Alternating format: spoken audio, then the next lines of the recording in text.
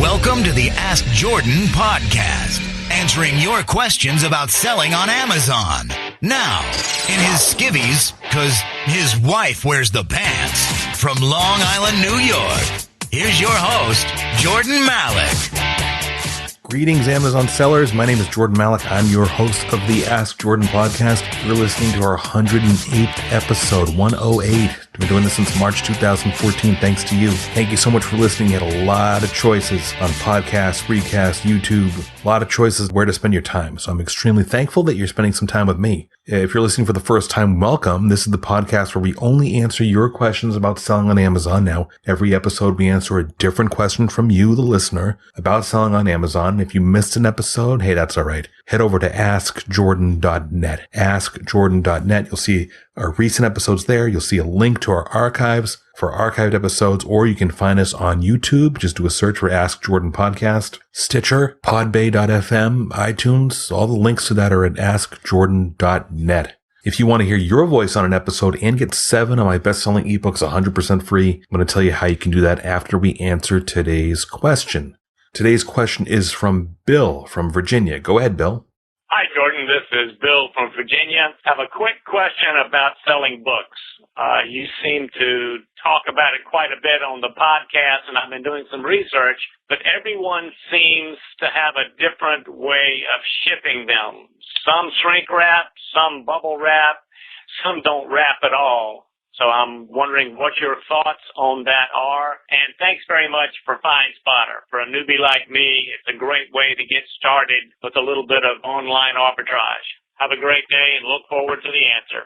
Bill, thanks for asking that. The short answer is I put a rubber band around them, around a book to keep it kind of from flopping open.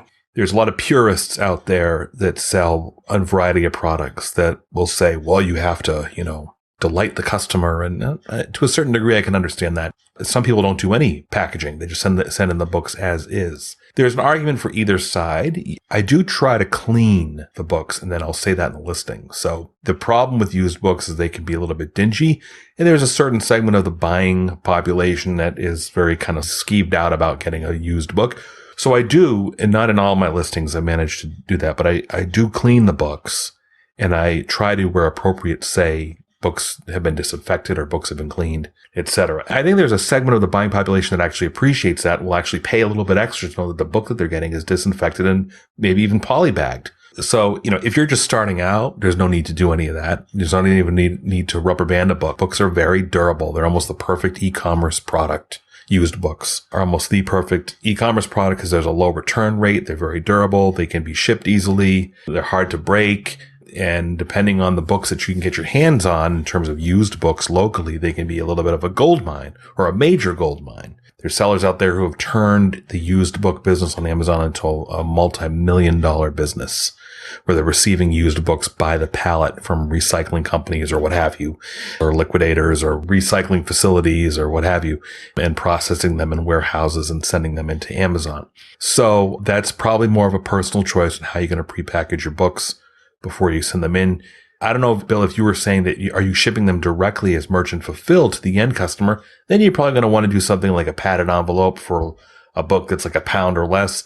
And if a book weighs a pound or more, maybe you want to consider putting it in a box, obviously, versus an envelope to send it to the customer. When you get into merchant fulfilled, when you're shipping them, there's a lot more attention you have to pay to the weight of the book versus the shipping versus do you send it media mail? If they upgraded priority mail, do you use a flat rate priority box if the book fits? Do you use a regular box, etc.? I send all my books in to Amazon FBA, but I focus primarily on books that are going to be priced used, $12 and up.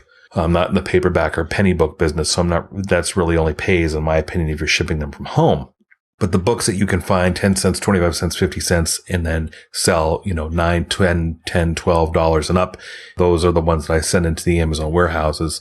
And by and large, I've done nothing more than making sure the book is clean or cleaning the book if I have to, disinfecting it with Windex spray or all-purpose cleaner. With paper towel, cleaning the outside of the book, putting a rubber band around it so it doesn't kind of flop open, and sending it that way, and I've never had a problem. Consumers are very forgiving, I think, for the most part. They're very forgiving if there's a small discrepancy. in the book condition versus what they get. If you say a book is brand new and they get the book and it's got a very slight crease in the corner, they're not going to complain.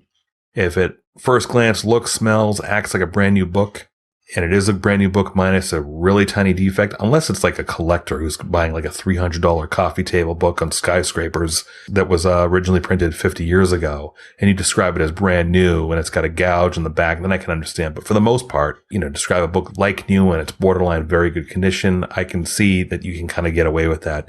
I actually try to use descriptions for my books one grade down just to be on the safe side. So if I look at a book and I say, hey, this is clearly like new, I might list it as very good to kind of delight the customer, or to just kind of err on the side of caution where they say, oh, it's, I asked for like new condition and this is clearly not like new. So, but I'm kind of digressing a little bit. So no, I don't think you need to do anything more special, Bill, than even the rubber band is questionable. You don't have to do that unless you're shipping merchant fulfilled. Then you might want to consider using a cushioned envelope or something, or there's probably certainly an argument for what I mentioned earlier, that some sellers that demand that every book be clean and put in a poly bag or shrink wrapped, because it gives the impression to the buyer that it's in a greater condition than it actually is. There's a whole cost benefit factor to weigh in that. If you have a huge operation where you're processing a lot of books and you've already calculated that you can get a 5% increase in your selling price if you clean up the book and shrink wrap it, then go for it,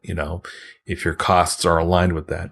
But for most sellers, I don't think there's anything different than doing just really ensure that the book is mostly clean and, wipe it down if you have to, put a rubber band around it, you're done. For those of you who want to sell books, here's a couple of resources that have a lot of free information for you if you want to sell books, used books, and get started. FBA Mastery is a great blog. FBA Mastery, FBAMASTERY.com.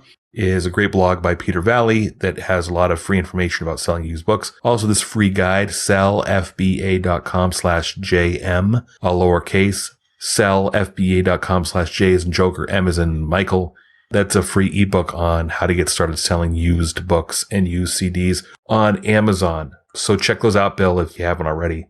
So, Bill, this is probably one of the shortest podcasts ever. So thank you for that. Bill gets all 7 of my ebooks about selling on Amazon and eBay. Bill, just go to AskJordan.net, click on the small envelope icon near the upper right-hand corner. Send me an email so I know where to send your ebooks to. And if you, the listener, want to submit a question to the podcast and have a chance to win all my best-selling ebooks just like Bill, call 516-619 online. That's 516-619-6654. That's an automated voicemail. You don't talk to a live person, just simply leave your message there. Or head over to AskJordan.net and scroll down, look for the directions on submitting your question.